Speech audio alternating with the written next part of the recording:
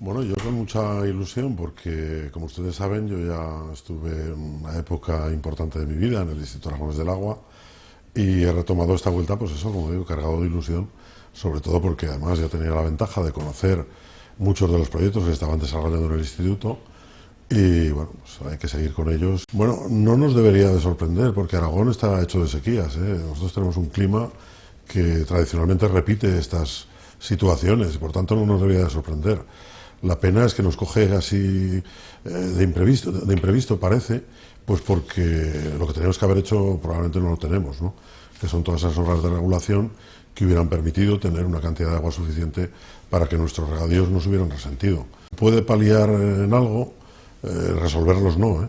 Resolverlos no, porque si no hacemos más cosas, dentro de 4 años, de 8, de 10, volverá a haber una situación similar y estaremos en las mismas condiciones, ¿no?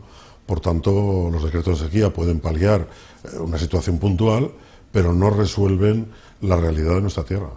El resto de la sociedad todavía nos falta esos pequeños detalles que al final son, bueno, pues terminan siendo un gran ahorro, ¿no? Pues no dejar el grifo abierto, utilizar el inodoro y utilizar, bueno, pues todas estas cuestiones que se venden cada día y que yo creo que poco a poco van entrando, pero que todavía tendría que hacerse mucho más generalizado. El agua no tiene precio, es un bien público que por el agua no pagamos nada. Pagamos por el servicio que se nos presta para que el agua llegue a nuestros domicilios. Eso es muy importante. O sea, el agua no se cobra por el agua. Sí que es verdad que ese servicio incluye pues distintas cuestiones que son importantes.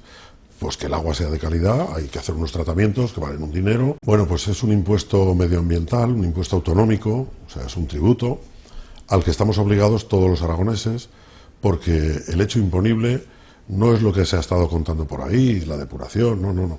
El hecho imponible es la producción de aguas residuales, ¿vale? Todos producimos aguas residuales, por lo tanto, todos tenemos que pagar. Nosotros estamos elaborando un plan de abastecimientos que lo que persigue, como objetivo principal, es que no haya ningún ayuntamiento que no tenga acceso al agua bruta, que llamamos, ¿no?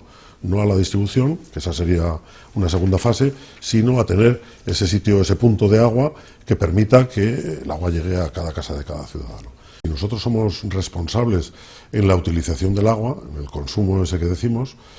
Por un lado, ahorramos en ese agua que hemos tratado para hacerla potable, hemos gastado un dinero para hacerla potable, pero ahorramos también en la depuración, porque como consecuencia de lo cual van muchos menos aguas a tratarse, o sea, va a haber menos cantidad de vertido. Bueno, la Comisión del Agua es un órgano, yo creo que muy interesante, que los aragoneses pusimos en marcha y que además ha sido ejemplo en muchos sitios, ¿no?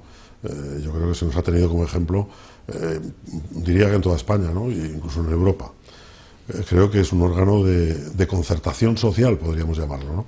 Ahí donde todo el mundo expresa sus ideas, sus voluntades. Yo creo que nuestra meta está muy clara, ¿no?